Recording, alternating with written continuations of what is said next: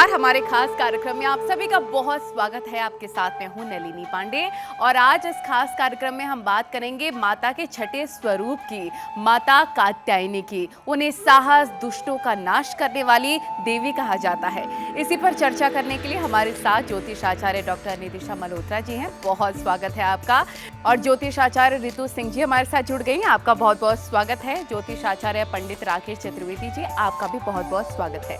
तो चलिए शुरुआत करते हैं। और सबसे पहले नितिशा जी, आपसे हम जानना चाहेंगे माता कात्यायनी की किस प्रकार से विशेष पूजा की जाए, क्या उन्हें अर्पित किया जाता है? जी, चैत्र नवरात्रि का छठा दिन माँ कात्यायनी, जैसा कि नाम से ही साहस, शक्ति नजर आ रही है। माँ कात्यायनी का वो रूप, इन्होंने ही असुरों का नाश किया। इसलिए अगर आपको जॉब में, व्यवसाय में या रिश्तों में कुलीग्स के साथ, बॉस के साथ और इनफैक्ट अपने दाम्पत्य जीवन में भी प्रॉब्लम्स आ रही है, तो माँ कात्यायनी की पूजा से आप अपने जीवन में रिलेशनशिप को अच्छा कर सकते हैं। माँ को शहद का भोग लगाएं, माँ कात्यायनी के विशेष मंत्रों का जाप करें, जिससे आपका दाम्पत्य जीवन तो मधुर होगा ही होगा, साथ ही साथ जिसके साथ भी आपके रिलेशन खराब हो रहे हैं या फिर आपका प्रमोशन, शक्ति रुकी हुई है, पावर्स रुके हुए, वहाँ पे आपको शक्ति और पावर्स की प्राप्ति होती है। लाल रंग उनको बहुत प्रिय है, इसलिए उन्हें आज के दिन लाल रंग की पोशाक पहनाना और खुद भी लाल रंग के वस्त्र पहनना बिल्कुल भी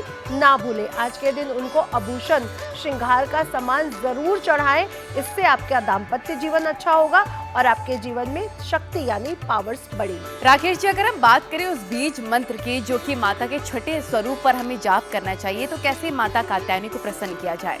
बिल्कुल नलिनी जी, सर्वोत्तम प्रश्न है। और देखिए क्या स्वरूप है ये। कात्यायन ऋषि की पुत्री का स्वरूप है ये, मतलब ऋषि पुत्री हैं, ज्ञान की तो वैसे ही परिपूर्णता हो गई। दूसरी चीज छठा स्वरूप है, शत्रु मर्दन के लिए जानी जाती हैं, ज्ञात अज्ञात शत्रु मर्दन के लिए मानी जाती हैं। लेकिन आज मैं एक विशेष मंत्र देने जा रहा हूँ। क्या देने जा रहा हूँ? एक आपने अभी चर्चा किया था कि प्रेम में सफलता और प्रेम की पूर्णता, यह वही स्वरूप है। तो क्या मंत्र करना है आपको?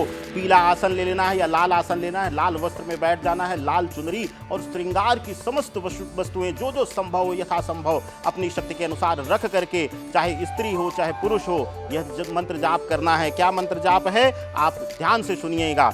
परमानंदमयी देवी, पर ब्रह्म परमात्मा, परम शक्ति, परम भक्ति, कात्यायन सुते नमोस्तुते। यानी कि परम भक्ति, परम शक्ति देने वाली, परम सुख, परम आनंद देने वाली। आनंद क्या है? आनंद अपने किसी भी लक्ष्य की पूर्णता में है, प्रेम की पूर्णता में है। तो जब भी आप इस जो है स्तुति मंत्र का आवाहन करेंगे और साथ ही साथ इस स्तुति मंत्र के करने के बाद क्या मंत्र आपको करना है, आप यह भी जो है सुन लीजिए। क्या है मंत्र? वह बीज मंत्र जो है, ह्रीं श्रीं कात्यायनी देव्यै नमः।